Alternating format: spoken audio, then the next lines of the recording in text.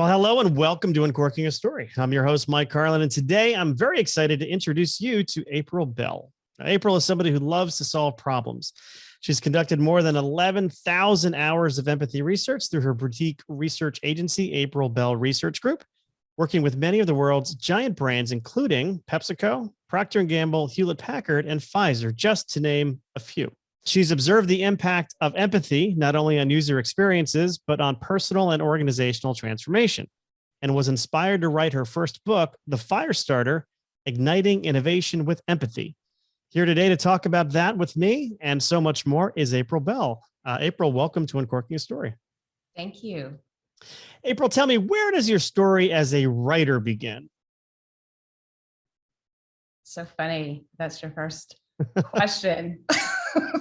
Because I never really thought of myself as a writer. You know how you identify as a certain type of person? I've identified as a researcher for, almost 20 years.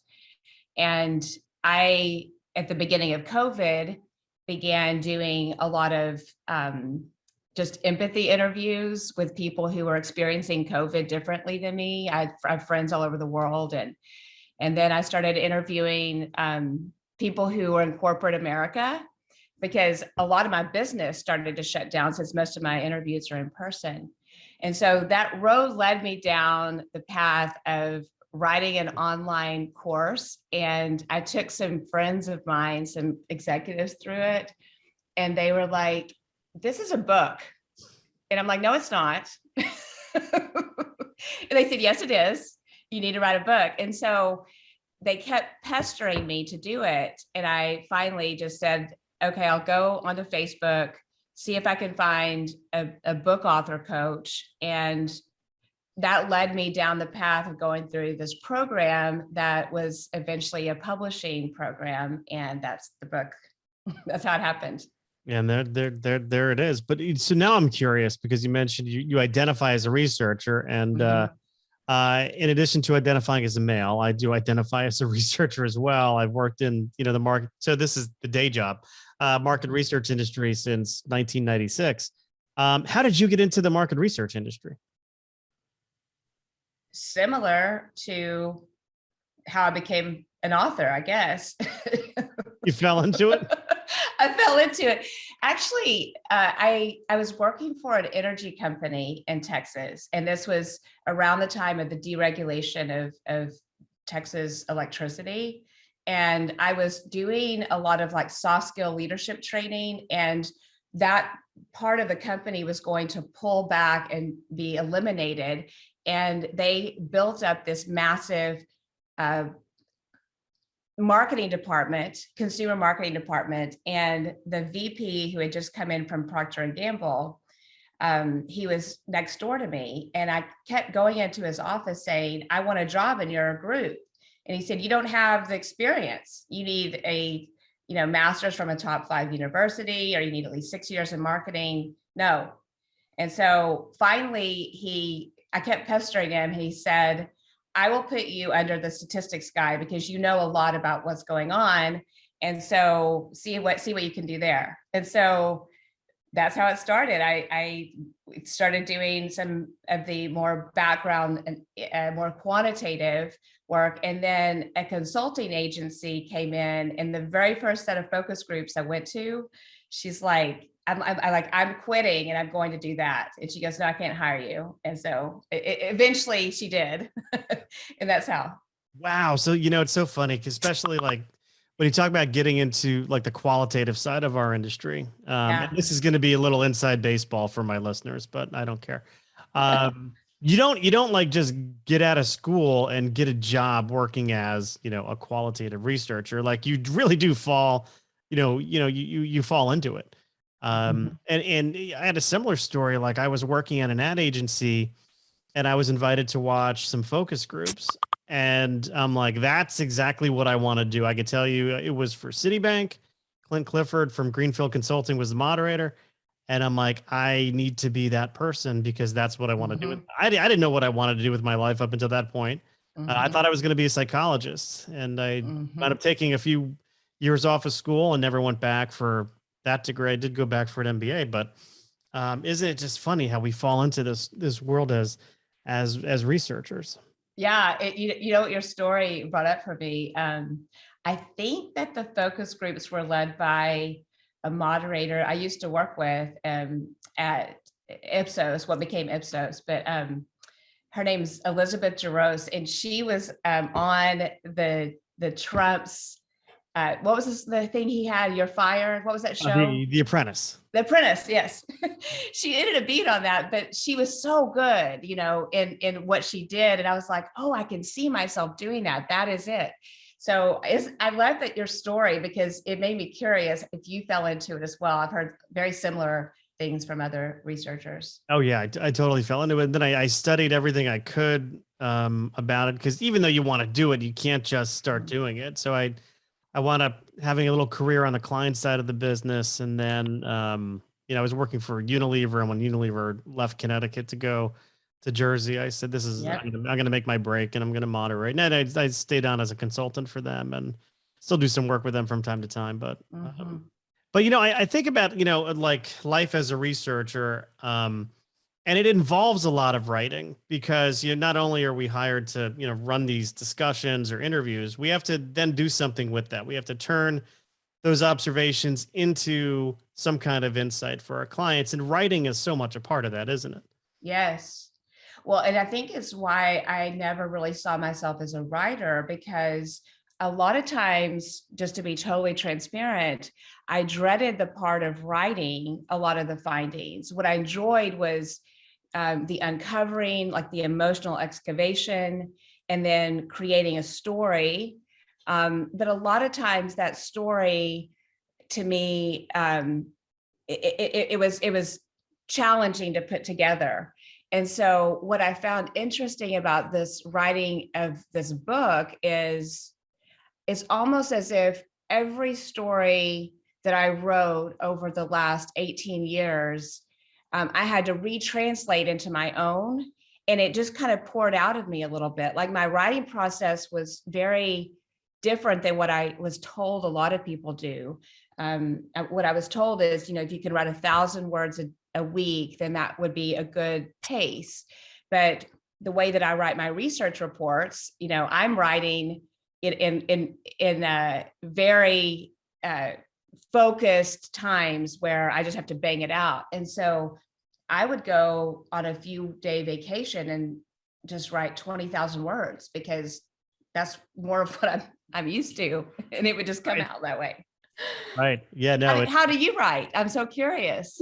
When I'm writing a report, it's much different than when I'm writing a piece of fiction. So reports I put off, and I used to never be this way. I found that I've become this way. I was working on a project, gosh, that probably we started having conversations about it last April, like last year this time.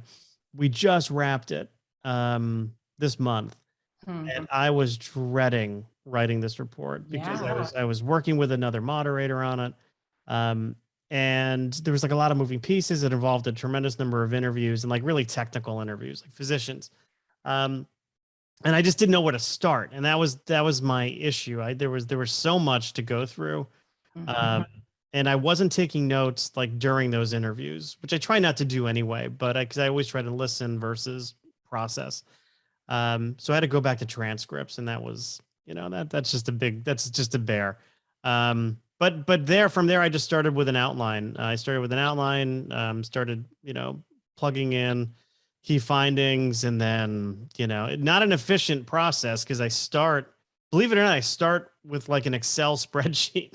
And so I start there outlining all my notes from all the interviews. And then I look at the columns as kind of slides or key findings, and I go from there. When I write a novel, I always have a story in my head. Yes. And it's not fully fleshed out, but I know, I know where the beats are. I know what's going to happen. I know what the twist is going to be. So I will start with an outline, and I'll actually write it very linearly.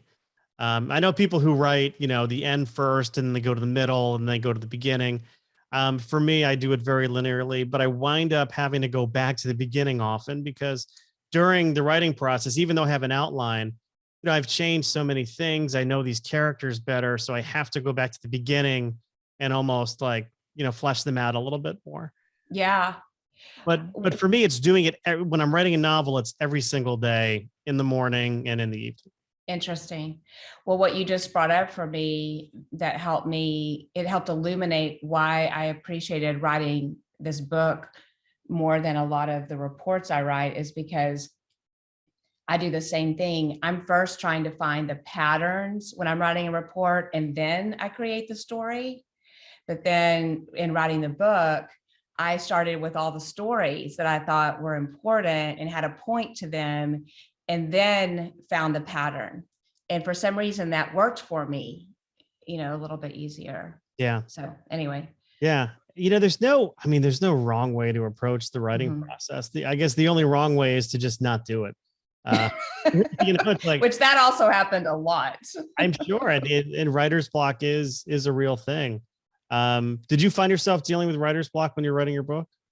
Yeah, mostly toward the end when I was trying to structure, because, this whole thing was around empathy. I became very much focused on wanting to create the story of what I had determined about not only empathy for others, but also self-empathy and how it could create change for people as well as products. And I found that, just like a big research report, there was so much that I wanted to talk about that just finding structure to it that would make sense became the most challenging. And that's where I had writer's block. Yeah. Well, I want to go back a little bit and just understand, where did your sort of interest in empathy come from? Is this something that you've always focused on as part of your research, sort of research offerings? Or, I know you mentioned that you started having some specific conversations as a result of the pandemic, but was your interest in empathy, does it predate the pandemic? Slightly, it does. And I think it's because I've always seen myself as being highly empathetic.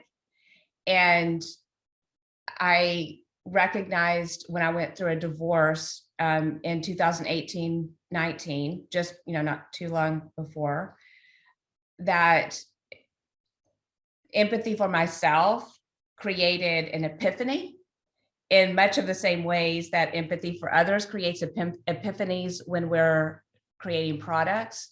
I was in a session with my therapist. I was actually having her reflect back to me the way that I do in focus groups. And this thing happened that caused this crazy epiphany.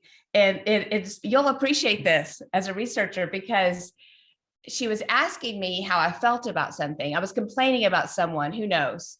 And I was like, I wish he had not done that. I can't believe he did that, blah, blah. And she's like, okay, but how did it make you feel? And I was like, I just told you, it was so annoying that he did that and blah, blah. And she goes, yes, but how did you feel? And I literally could not express an emotion. So she texted me while we were talking this sheet of emojis so that I could put language. And I started laughing because it was the same damn sheet that I use in focus groups all the damn time. Was it the pictures of the face? Yes. Yeah. All, and I'm like, it's so, of course, when something like that slaps you in the face, when you recognize that you are unable to have emotional expression in the same way that you thought that you were quite good at, because that's what you are living every day. It caused this ability for me to see an incongruence in who I was being professionally and who I was being personally. And, I started, really diving into Brene Brown and Kristen Neff, who talks about self-compassion, and how much my own beliefs were driving my own stuckness, and how empathy, allowing myself to just uncover what was going on, could actually create the changes I was wanting to make in my life. And so as a researcher, then I wanted to test it out on everybody else to see, is this true, valid, or is it just me?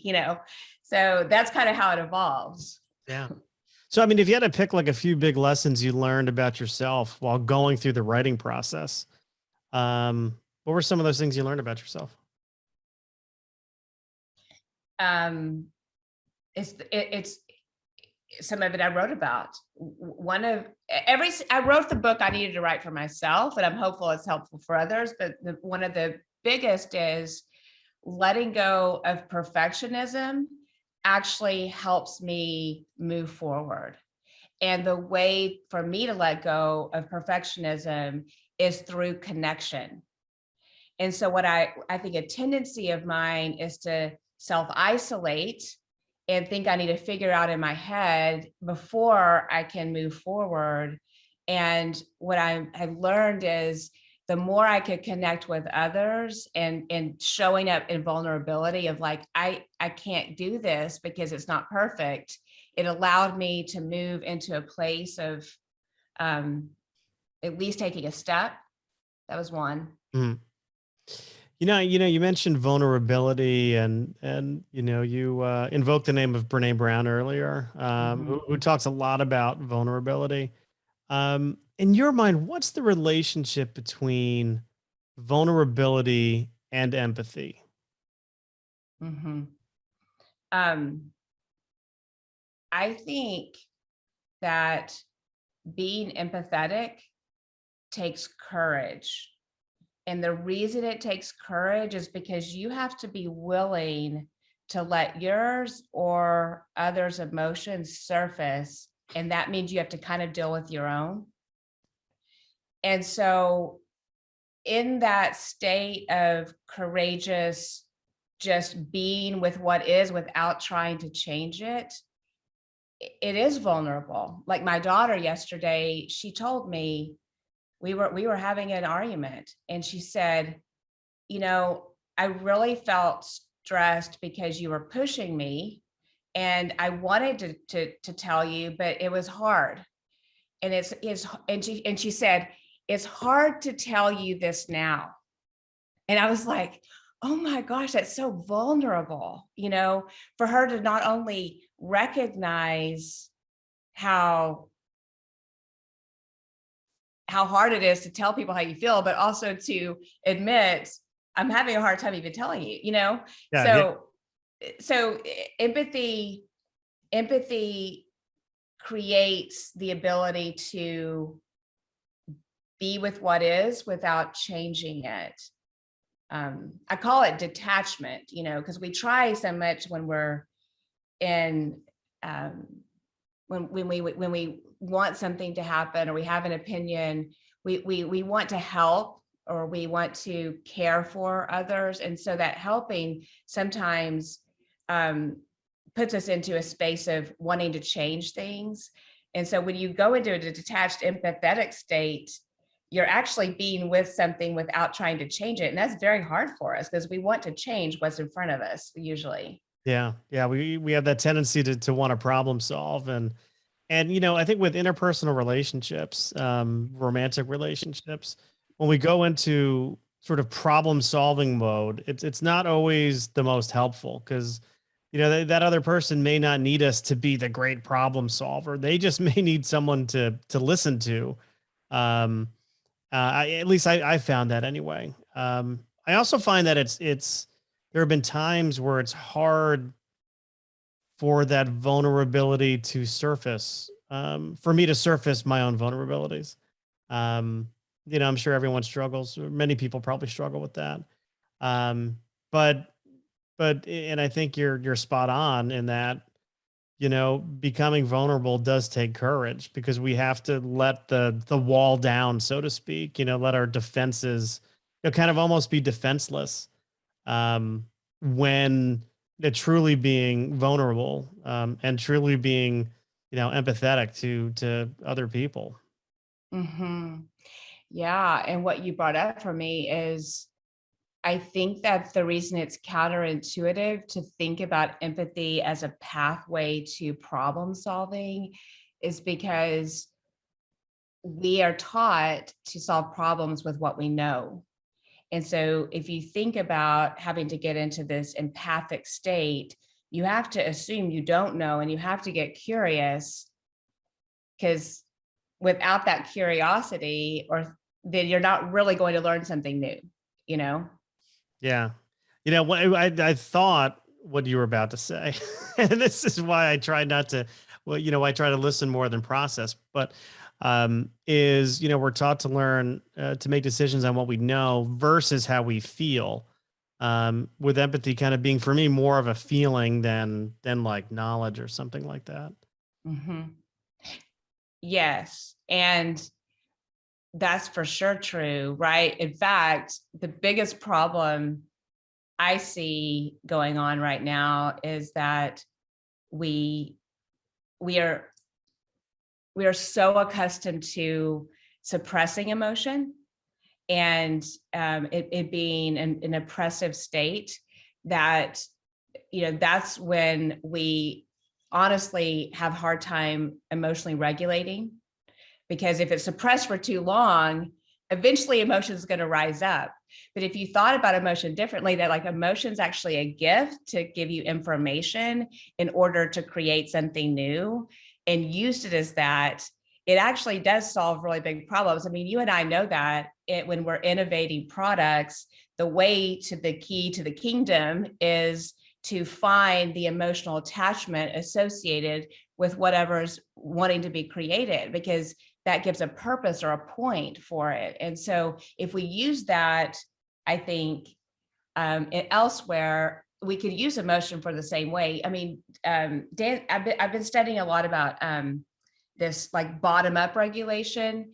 And Dan Siegel talks a lot about it, about how we're usually just aware of our five senses.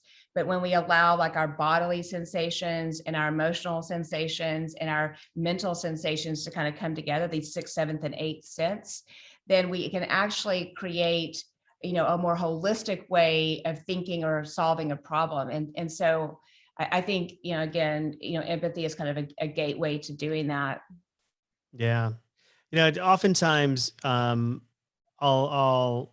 be with clients or I'll be taking a brief, from clients. I'll be like, we just need to get closer to our consumer. We just want to understand them a little bit better. And I'm like, well, what are you willing to do that? Because, your survey data is not going to get the job done.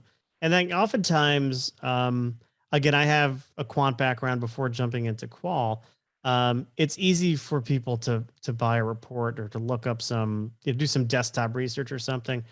But for me, true innovative ideas and whether those ideas are, product ideas or advertising ideas, communications ideas, come from just feeling like who it is you're trying to design towards. And I don't think there's any better way of doing that than just giving people interactions with those people. And I'm not talking about having them watch a focus group or something like that. And no slight to focus groups. I've made a living off of them, but just, being in time, just spending time, walking a store with somebody, walking through their home, just listening, observing. I don't know how much of that work do you get to do on a regular basis where you're really, you know, putting clients in direct, contact with the people they're creating for.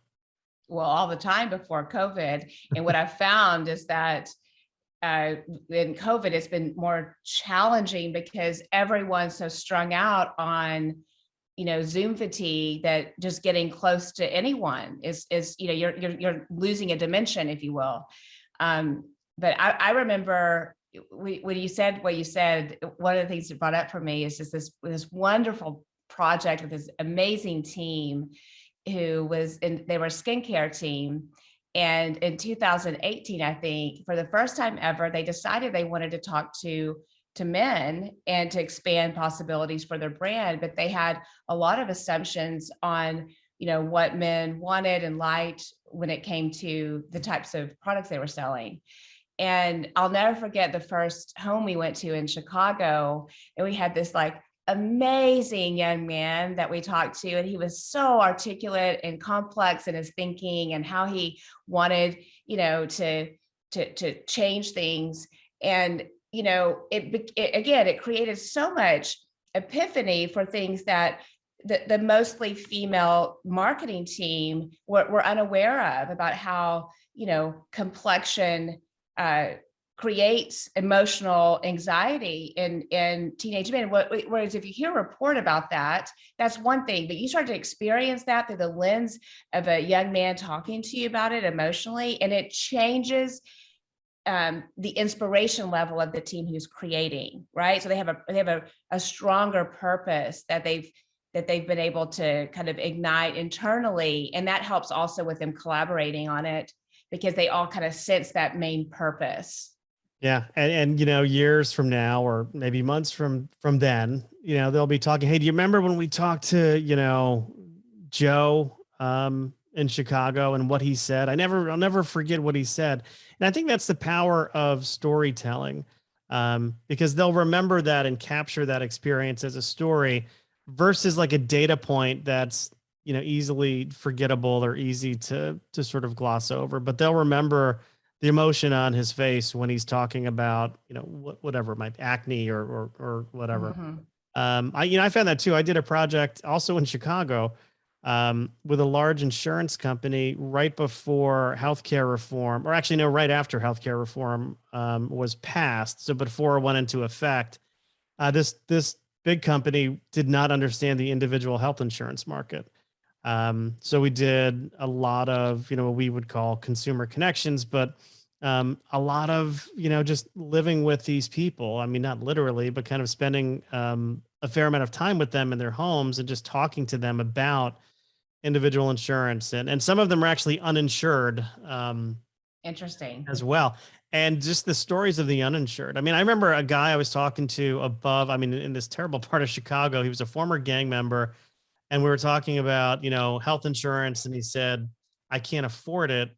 I either have to decide to have insurance or to feed my kids. And I'm always going to choose to feed my kids. And then he did some storytelling around his own experiences with the health system, and almost, going bankrupt because he couldn't afford the health bills or the hospital bills after he was shot 6 times. My gosh. And so he lifted up his shirt and showed us his scars from where the bullets hit him. And we left that interview just like as changed people. Like Yes. forget about what our clients needed to hear or took away. Me and my videographer Joe were like, look, we'd never been uninsured. We'd never been uninsured because we couldn't afford insurance. We never had struggles like that, and we were changed because now we had a greater sense of empathy for this guy who was, again, lifting up his shirt, showing us his wounds. It was powerful, and you don't get that through any other kind of research. Yes. And what you said reminds me of the idea that I think that's why I like working with like teams over time, is you do start to see that they change, right? Like they when you live in a world where you're constantly curious about people you don't understand, and you're willing to shift perspective, and that consistently happens. I've been with some of my clients for as long as 18 years, and they are the most incredible human beings, because I think a lot of what they do for a living. And I thought so then, and I think so now, even more so. So it's really, it's been fun for me to start to experience empathy on a level that's allowing myself to have permission of like, okay, I don't have to be perfect, right? Like I can make mistakes. I don't have to be the perfect mom, and those are the types of things that I found to be innovative in my life. Yeah. Yeah. The word curiosity you just kind of mentioned, I think it's like the cost of entry, I think. Yeah. And I think it's what sets, people who really, love what they do, like love what we do, who really make it like a lifestyle and a passion versus just a job. And you can almost tell like the people who join our industry who are doing it, not because they're curious, but because it's a paycheck. You could almost spot them because they don't bring that same enthusiasm to the work. But at one point I was running, before I was before I was self-employed, I was running a group of researchers, and I used to Mm, say to them, like, our curiosity is our greatest strength. Like, that's what's going to set us apart, um, mhm, from other people who do what we do. And if we're not like naturally curious, if we're not just like excited about our own curiosity and excited about the unknown, um, then we should think about kind of making a move to doing something else. But I mean, I still consider. I mean, I've been doing this kind of work for a couple of decades now, and I'm still energized by by the kind of mhm, work we do. mhm, mhm. I mean, I don't Yeah. I don't know what I would do otherwise. I mean, there's the writing and there's the podcast, but there's also 3 kids I'm putting through college at this point in time. So it's like Mhm. I don't know what else. Where else do you take these skills? You know? Well, I also think that I mean, when I make up, when I just see your list of books that you have, is that you're probably really good at translating and transferring knowledge from other people's stories, into something that is is in written form for some, for other purposes. So it does make me wonder, you know, where else can you create and connect in a way that is powerful? Like I keep wanting to have bigger conversations around some of the bigger problems that we're seeing in the world, because a lot of innovation is going to need to take place, because there's disruption. And we know that innovation actually is, the solution to disruption. Sometimes, um, you know, so I don't know. I've been thinking a lot about like how can I be a part of creating more empathy in the world for greater problems to be solved, whether it's staffing or it's um, supply chain issues. There are things to be solved with this that we do. Yeah, totally. Any other stories from the book that really stand out to you? I mean, is there one story that you consider your favorite in the book? As a classic researcher, I asked all of our beta readers which one was their favorite story, and they all had different ones. Isn't that funny? It's funny, but it's probably a good thing that there were so many, for people to choose from. Yeah, yeah. No, I just am so grateful that I've been able to witness what happens when people get curious. I was in just one of my favorites was when I was back, I don't know, maybe 10, 12 years ago with a group, and we were studying baby care. And we were talking to this mom of a newborn baby, and she was holding her baby and just rocking her. And we kind of knew that the area that we were studying was around more natural. And so, that was where a lot of the focus of the questioning was. She was talking about it. That's why we recruited her. And so as she was talking, she went over to the refrigerator and she opened it up and she poured into a bottle some adult milk, and then started feeding her baby adult milk as she was talking about how everything was all natural, everything.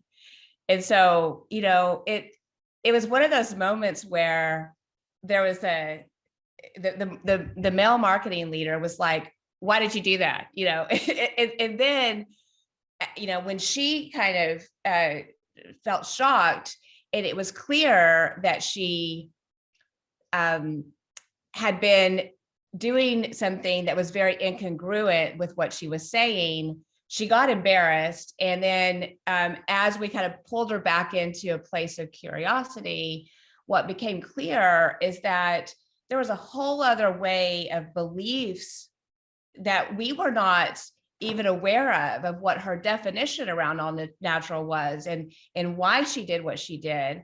And so, what happened as a result of that is that they actually went into a whole new way of thinking about their products because of that one interview.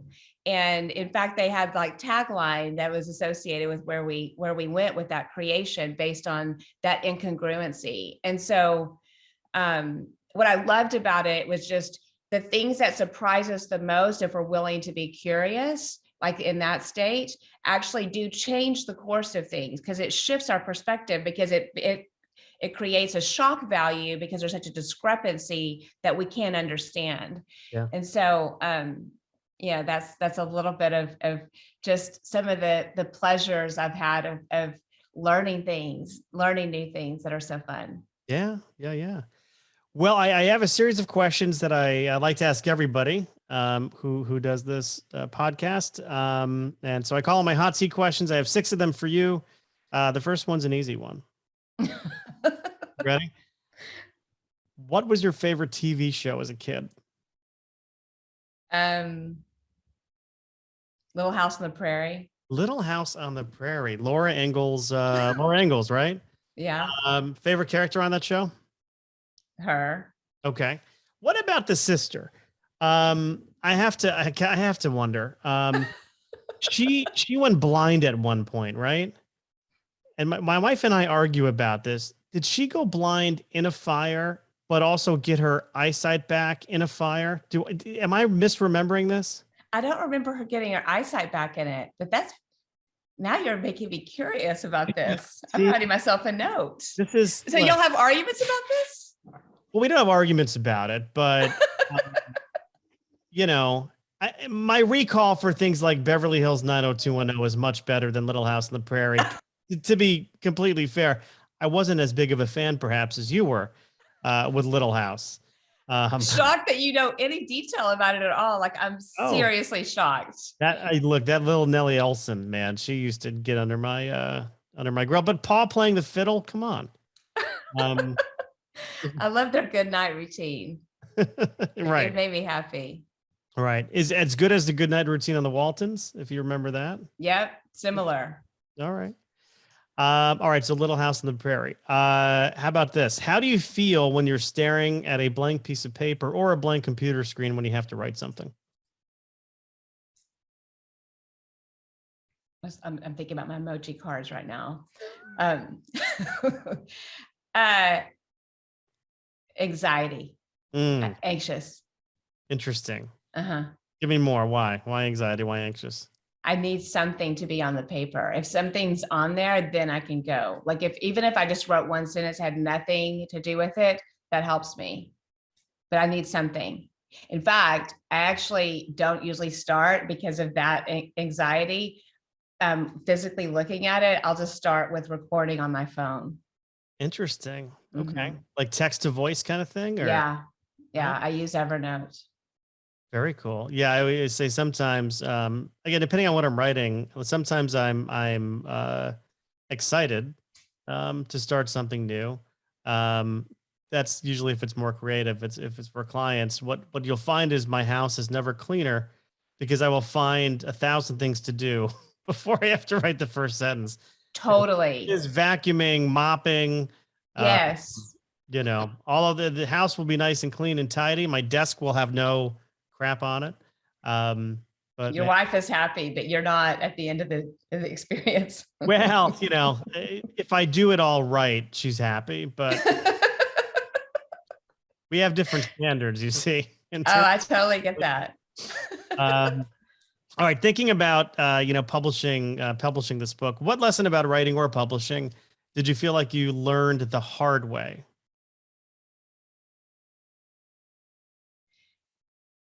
I learned the hard way that I don't have to structure everything exactly right at first. Like, let the story snippets be unraveled and out, and then structure. I think I was really intent on wanting to structure first because that's how I normally do reporting. And I had a really hard time letting go of that. Yeah. What I'm curious about is, what was it harder for you to do? Write the book or try to sell and promote the book? Oh, for sure. Right. I don't want to sell and promote it. I just want to write another one. I mean, I just want people to just buy it because it would hopefully help them. And then I want to write again. Like, I have 2 more books I want to write. Yeah. Yeah. I mean, what I found is like, it's almost like writing is the fun part of it all. And then the selling and promoting it which becomes the harder part because you realize just how much competition you have. With I don't know how many thousands of books coming out every month, and Kindle is, I don't know, there's how many millions of books are on Kindle right now, and I don't know. So that was always the hardest thing for me. But thinking about lessons you've learned, what's the best piece of advice you would offer up to an aspiring author? So somebody who wants to kind of do what you just did. Take one step. Just find someone who can keep you accountable. For me, that was like bar none. The thing that helped me is that I found accountability, and then it happened. Who did you approach to be accountable towards? So I sent out a Facebook notification. I got a book coach that helped me initially. And then through that whole process, I also found this program out of Georgetown, which is called the Creators Institute. And they have an accountability system. And it was wonderful for me because I find it easier to be accountable to others than I do for myself. And if you don't give me a deadline externally, then I'm likely to just go vacuum. Yeah. There you go. Vacuum, get that house clean, just like I do. Thinking about careers. If you didn't have your career as a researcher or your kind of career as a writer, new writer, what other career would you want to try? What other hat would you want to try on? I would want to do like 4 things, but the first 2 would be like, I'd love to have a show kind of like Oprah style, where I get to interview people for the purpose of like creating connection for a bigger group. Possibly like things that are controversial. And the second thing I would like to do is to have some kind of like equine therapy type of program where I help actually corporate executives like use a new form of way to see empathy occur through equine therapy. I've found that that's like horses are ridiculously empathetic. And so there's like 1,200 pounds of empathy mirror neurons Right. within them. And so anyway, I think that would be super fun. When you first said equine therapy, I thought you were going like horse whisperer type thing, like being a therapist towards horses. But no, this is using horses for helping others. Yes. Interesting. Do you ride? Are you into horses yourself? Well, my daughter I grew up on a farm, so I actually kind of didn't have language for it, but I understood the power of horses when I was growing up. But then what happened is we moved to this house that I'm in now at the very beginning of COVID. We locked on it just the weekend before everything went down. And the house that I'm on, there are actually 2 horses that are being stabled here. And she needed a way to figure out a horse trade. So we traded, and my daughter was getting horse lessons for, stabling. And that whole experience helped me understand, because I saw my daughter shift and change through all the trauma that she'd gone through with the divorce and COVID and moving. It literally changed her for the good. And so I started studying equine therapy because I was curious. Yeah, look at that. There's that pesky curiosity thing coming in again. Yeah. How old's your daughter? She's 11. Okay. Tough. I mean, look, I think having any kids of any age during COVID is tough. But that's a really tough age for because it's middle school age, right? I mean, yeah, just getting into it. How old are your kids? We have triplets. They're 19. So we saw their senior year in high school kind of cut short. And then their freshman year in college was kind of wonky, but they're kind of into more of a groove now with it all. But I mean, this COVID thing is still, I mean, it's horrible. but it's still like they're not getting the experiences. They're not having the experiences they should be having. I mean, none of our kids are No. right now. Yeah. And, there's so much that they're learning that, like your age kid, right? It's almost as if they're launching into the world. They're trying to fly off of the tree, and the tree's like unstable because we don't even know where the tree's gonna fall or whatever, right? So it's a very interesting time for them. And speaking of empathy, I mean that's something I would love to study more of. Is just like the impact and how to help people who are struggling with emotional anxiety through a lot of this. So but anyway, so I found that horses do. I've seen it firsthand, and it's been very fun for me to study it. But I don't think you could really make a living. I don't know if I could actually make money doing that. I'm afraid I would actually lose money. It's impossible, but you never know. Yeah. You never know. Yeah. And our last question here in the hot seat. I mean, you could probably tell by my accent that I love country music. But Brad Paisley is one of my favorite. He's one of my favorite artists. He's got his tremendous song called "Letter to Me," where he offers advice to his younger self in the form of a letter that he's written to his younger self. If you could write a letter to your younger self, April, what words of advice would you give your younger self? Oh, well, I would just tell myself that I'm amazing, and do not let anyone tell you anything other than that. Write your own story, create that which you are meant to create, and don't let anyone dim your light.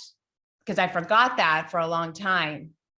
And remembering it and instilling that into my daughter, I think is the most important thing. Yeah. Yeah. You've got a light and you're going to let it shine. Mm-hmm. Where can people go to pick up this fantastic book of yours, The Firestarter: Igniting Innovation with Empathy? If somebody wanted to buy it, where could they go to get it? Amazon.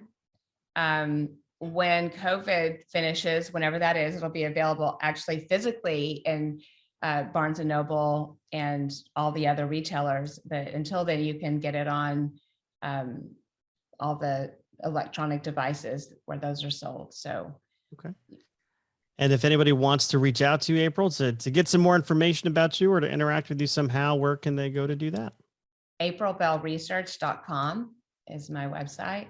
All right. And you can find me on LinkedIn as well. LinkedIn. Any social media you want to throw out there? I'm on Instagram. I'm trying harder on that one, but I would say LinkedIn and Facebook are where you would find me. All right. Very good. Well, April, this has been a very fun conversation. I've really appreciated you. I enjoyed it. And for all of you out there who may have been listening, hopefully, if you're still listening, if my accent hasn't turned you off too much as it did April earlier, please feel free to tell a friend about this episode and like, rate, and review us wherever you get your podcast. Thank you very much, April. All the best. Thank you. I appreciate you.